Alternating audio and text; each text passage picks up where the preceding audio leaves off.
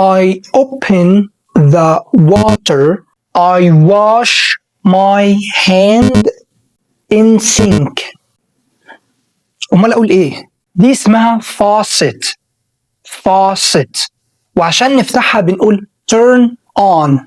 وعشان نقفلها turn off. وعشان كده انا بقول I turn on the water or faucet. I turn off the water or faucet. I wash my hands. دي اسمها hand. one hand. two hands.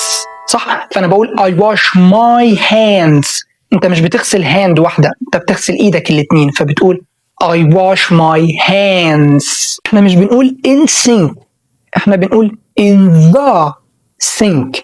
I turn on the faucet.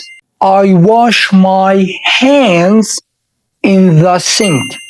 Yes, great. بالمرة بقى دي كمان اسمها drain. drain اللي هي البلاعة اللي بتكون موجودة في الحوض. follow share الفيديو ده عشان محدش يغلط الغلطات دي تاني.